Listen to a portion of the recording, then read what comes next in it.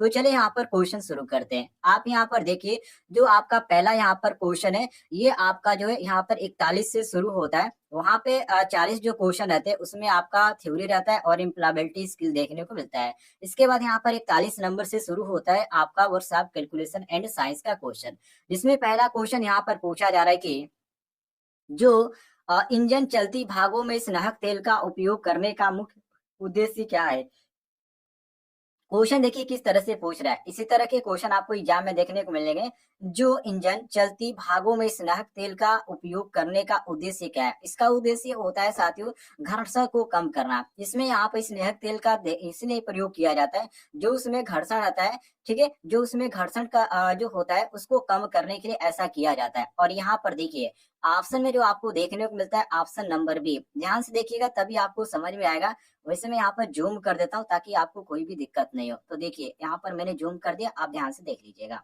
आगे देखिए अगले क्वेश्चन को, जिसमें अगला क्वेश्चन है साथियों, घर्षण बल पर कौन सा निर्भर करता है? जैसे कि धातुओं के प्रकार निर्भर करता है, या संपर्क यहाँ पर सरफेस निर्भर करता है, या यहाँ पर दिया गया से संपर्क धातुओं की मात्रा, या डी ऑप्शन देंगे धातुओं की गुणवत्ता। तो इसमें आपका जो सही होता है साथियों, ऑप्शन नंबर बी सही हो जाता है, जो कि संपर्क सरफेस। इसको ध्यान रखिएगा।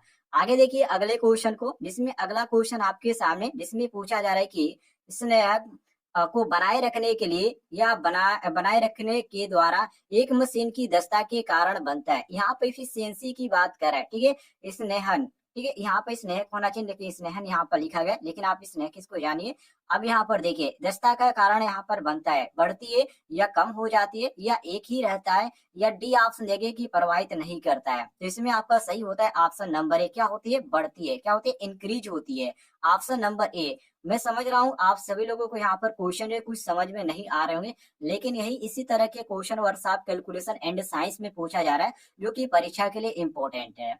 आगे देखिए अगले क्वेश्चन को, अगला क्वेश्चन आपके सामने है साथियों, जिसमें पूछा जा रहा है यहाँ पर कि देखिए क्वेश्चन कह रहा है कि यदि घर्षण गुणांक m बराबर 0.0125 है, तो किसी वस्तु का भार 30 केजी के बल द्वारा स्थानांतरित किया जा सकता है। जब मैं वर्कशॉप कैलकुलेशन एंड साइंस का क्लास करा रहा था, उस समय मैंने आपको ऐसे क्वेश्चनों के बारे में जानकारी दिया था, फॉर्मूला के अनुसार आप कैसे सॉल्व कर पाएंगे। यदि आप वो सब वीडियो नहीं देखें तो प्लेलिस्ट चेक कीजिएगा, वहां पर आपको देखने को मिल जाएगा। अब इसमें जो आपका सही होता है, मैंने इसको सॉल्व किया था और इसका जो सही आंसर आया था वो 2400 केजी आया था। कितना आया था? 2400 केजी। कितना साथियों? 2400। और यहाँ पर जो मैच करे वो ऑप्शन नंबर डी मैच करा है। आगे देखिए अगले क्वेश्चन को, जो आपके सामने क्वेश्चन है अगला, जिसमें पूछा जा रहा है कि आयताकार पिंड के गुरुत्व का केंद्र क्या है? ए ऑप्शन आयतन के लंबे समय तक पक्ष, और बी ऑप्शन देंगे आयतन के छोटे पक्ष, और सी ऑप्शन देंगे इसके कड़ों के चौराहे के बिंदु पर, और डी ऑप्शन देंगे कोनों में। इसमें आपका सही होता है ऑप्शन नंबर सी।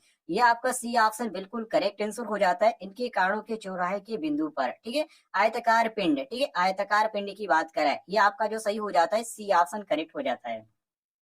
आगे देखिए अगले क्वेश्चन को, जिसमें पूछा जा रहा है कि चक्र का सबसे बड़ा चाप आ, चाप को क्या कहा जाता है? चक्र का सबसे बड़ा चाप को क्या कहा जाता है? तो उसको बोला जाता है साथियों व्यास। क्या बोला जाता है? चाप। जैसे कि यहाँ पर देखिए ऐसे आपका यहाँ पर हो गया, तो ये आपका जो हो गया ऐसे यहाँ पर कह रहा है, इसको व्यास है, तो ये आपका व्यास हो गया। अब इसमें देखिए इसमें जो होता है डायनामीटर, और इसको बोला जाता है डायमीटर। और यहाँ पर देखिए चक्र का सबसे बड़ा चाप कौन सा होता है? ये आपका यहाँ पर सेंटर हो गया, ठीक है, इसी को यहाँ पर पूछ रहा है। यहाँ पर आपका जो सही होता है option number B correct answer हो जाता है। आगे देखिए अगले क्वेश्चन को, इस तरह के क्वेश्चन कुछ यहाँ पर पूछ रहे हैं एग्जाम में, जिसमें अगला क्वेश्चन है, यदि वृत्त का क्षेत्रफल 78.5 सेंटीमीटर स्क्वायर है, तो वृत्त का व्यास होगा। देखिए क्षेत्रफल इतना दे दिया गया, अब इसको आप सूत्र के अनुसार निकालेंगे तो इसका जो सही आंसर आ जाएगा वो यहाँ पर आएगा 10 सेंटीमीटर। ऑप्शन नंबर यहाँ पर बी दिया गया, बिल्कुल करेक्ट आंसर। आप यहाँ पर जो वृत्त का क्षेत्रफल का सूत्र होता है उसके द्वारा आप निकालिए, आसानी से आ जाएगा। आगे देखिए अगले क्वेश्चन को, जिसमें पूछा जा रहा है कि यहाँ पर है 5a² बी गुणे यहाँ पर 8 a के घाते 5 है और b के घाते यहाँ पर 3 है, का गुणन का मान क्या है? इसको आप सॉल्व कीजिए, इसका जो सही आंसर आएगा वो 40 a के घाते 7 हो जाएगा और b के घाते यहाँ पर 4 हो जाएगा। तो यहाँ पर आपका गुणा है तो आप इसको आसानी से कर सकते हैं, कोई दिक्कत नहीं है। ऑप्शन नंबर ए हमारा करेक्ट आंसर हो जाएगा। अगले क्वेश्चन को देखिए, इसमें अगला क्वेश्चन यहाँ पर पूछा जा रहा है कि 0 की घात में उठाए गए किसी भी संख्या का मूल्य क्या है। वेरी वेरी इंपॉर्टेंट क्वेश्चन है। 0 की घात, मान ली यहाँ पर 1 है, सॉरी यहाँ पर 0, और 0 की घात है आप 1 यहाँ पर लिख रहे हैं, तो इसका मतलब क्या हो गया, यहाँ पर 1। तो ये आपका जो सही होता है ऑप्शन नंबर बी ऑप्शन आपका बिल्कुल करेक्ट आंसर हो जाता है। चलिए आगे देखते हैं अगले क्वेश्चन को, जिसमें अगला क्वेश्चन यहाँ पर पूछा जा रहा है कि ये भी क्वेश्चन काफी इजी है। यहाँ पूछ रहा है कि ए क्यू माइनस बी क्यू का मान क्या है। ये एक सूत्र है, ठीक है, और ये सूत्र सबको याद होना चाहिए। इसका जो सूत्र होता है, एक क्वेश्चन में ए माइनस बी होता है, दूसरे क्वेश्चन में A square plus B square plus A B होता है। अब इसमें जो यहाँ पर दिया गया ऑप्शन नंबर बी दिया गया, बी ऑप्शन हमारा क्वेश्चन के अनुसार करेक्ट आंसर हो जाएगा। आगे देखिए अगले क्वेश्चन को, जो कि अगला क्वेश्चन इसमें पूछा जा रहा है कि इनमें से कौन सा थर्मोप्लास्टिक सामग्री है। यहाँ पर दिया गया ब्यूटाइन रबड़, बी ऑप्शन है नायलॉन, सी ऑप्शन है न्यूप्रीन और डी ऑप्शन है विनाइल पॉलीमर। अब इसमें आपका सही होता है साथियों विनाइल पॉलीमर। ऑप्शन नंबर जो यहाँ पर डी दिया गया है, ये डी ऑप्शन क्वेश्चन के अनुसार हमारा करेक्ट आंसर हो जाता है। आगे बढ़ते हैं अगले क्वेश्चन पे, जिसमें अगला क्वेश्चन यहाँ पर पूछा जा रहा है कि कौन सा बल क्रैक शाफ्ट पर कार्य करता है। ए ऑप्शन शियर प्रतिबल, बी ऑप्शन और टॉर्सनल प्रतिबल और सी ऑप्शन देंगे अनुलंब प्रतिबल और डी ऑप्शन देंगे संपीड़न प्रतिबल। इसमें आपका सही होता है साथियों, ऑप्शन के अनुसार हम चलेंगे तो ऑप्शन नंबर बी हमारा करेक्ट आंसर हो जाता है, टॉर्सनल प्रतिबल। Option number B correct answer हो जाएगा। आगे देखिए अगले क्वेश्चन को, जिसमें अगला क्वेश्चन यहाँ पर पूछा जा रहा है, आपके सामने यहाँ पर अगला क्वेश्चन है साथियों, जिसमें यहाँ पर पूछा जा रहा है कि टेम्परिंग प्रतिक्रिया, ये टेम्परिंग प्रक्रिया करते समय एक धातु के टुकड़े को 250 अंश सेल्सियस पर गर्म किया जाता है, तो उस धातु के टुकड़े का रंग क्या होगा, माने किस कलर का हो जाएगा। तो ये एक स्टेटमेंट है, उसके अनुसार आप चलेंगे तो ये जो आपका कलर हो जाएगा ये भूरा हो जाएगा। बी ऑप्शन आपका करेक्ट आंसर हो जाएगा, ध्यान रखिएगा। चलिए आगे देखिए अगले क्वेश्चन को, अगला क्वेश्चन आपके सामने, उष्मा उपचार की प्रक्रिया क्या है। उष्मा उपचार की जो प्रक्रिया होती है साथी, ये क्या होता है, संरचना और गुणों को बदलने के लिए हीटिंग और कूलिंग की प्रक्रिया, ये जो होती है उष्मा की प्रक्रिया होती है। तो ऑप्शन नंबर जो यहाँ पर सही होता है, ऑप्शन नंबर ए हमारा करेक्ट आंसर हो जाता है, मिला लीजिएगा। आगे देखिए अगले क्वेश्चन को, जिसमें अगला क्वेश्चन पूछा जा रहा है कि एसपी, ठीक है, एसपी जो कि एसपी का विस्तृत रूप क्या है। इसको एसपी देखिए, यहाँ पर ध्यान से समझने वाली बात है। एसपी, एसपी का मतलब यहाँ पर ये होता है साथियों सीलिंग प्राइस, क्या सीलिंग प्राइस होता है इसका पूरा नाम। और इसमें जो आपका दिया गया ऑप्शन नंबर सी दिया गया सीलिंग प्राइस, यहाँ पर सेलिंग प्राइस जो होगा ऑप्शन नंबर सी, ठीक है, ध्यान रखिएगा। सेलिंग प्राइस जो होता है ये आपका यहाँ पर एसपी से यहाँ पर इंडिकेट किया जाता है। आगे देखिए अगले क्वेश्चन को, जिसमें पूछा जा रहा है कि आई किसको निरूपित करता है। यहाँ पर आप आई लिख दिए, लेकिन ध्यान रखिएगा हर एक चीज में आपका अलग अलग होता है। वर्कशॉप में आप यहाँ पर पढ़ेंगे जिस चैप्टर से यहाँ पर ये क्वेश्चन कवर किया गया, तो इसको इन्वेस्ट बोला जाता है इंटरेस्ट। क्या बोला जाता है, इंटरेस्ट यहाँ पर बोला जाता है।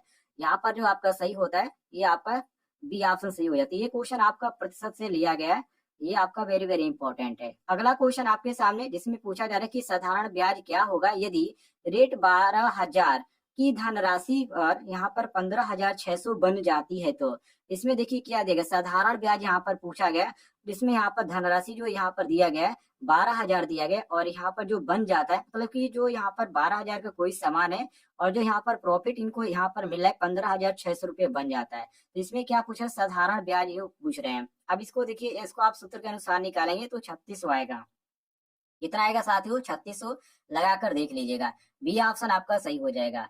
आगे देखिए अगले क्वेश्चन को, जिसमें पूछा जा रहा है कि कौन सा प्राधिकरण दरों के अनुसूची को प्रकाशित करता है। ए ऑप्शन व्यक्तिगत, बी ऑप्शन यहाँ पर दिया गया निगम से संबंधित कॉर्पोरेट, और यहाँ पर सी दिया गया पार्टनरशिप फर्म, और डी ऑप्शन है सरकारी विभाग। तो देखिए कौन सा प्राधिकरण दरों से अनुसूची को प्रकाशित करता है, वेरी वेरी इंपॉर्टेंट है, ये सरकारी विभाग होता है। क्या होता है, government department. Option number D हमारा बिल्कुल करेक्ट आंसर हो जाएगा। अगला क्वेश्चन आपके सामने, जिसमें पूछा जा रहा है कि कच्चे लोहे में कौन सी अशुद्धता इसे कठोर और भंगुर बनाता है। A option silicon, B option sulphur, C option manganese और डी ऑप्शन है फास्फोरस। तो साथियों यहाँ पर आपका सही होता है ऑप्शन नंबर बी, जिसको सल्फर के नाम से जाना जाता है। आगे देखिए अगले क्वेश्चन को, जिसमें अगला क्वेश्चन यहाँ पर पूछा जा रहा है कि पुस्तिका का नाम क्या है जिसमें विभिन्न दरों का संकेत दिया जाता है। तो उस पुस्तिका को हम बोलते हैं मूल्य सूची। क्या बोला जाता है, मूल्य सूची बोला जाता है। ऑप्शन नंबर डी, यहाँ पर देख सकते हैं डी ऑप्शन आपका दिया गया है। तो कुछ इस तरह के क्वेश्चन है वर्कशॉप कैलकुलेशन एंड साइंस से पूछे जा रहे हैं।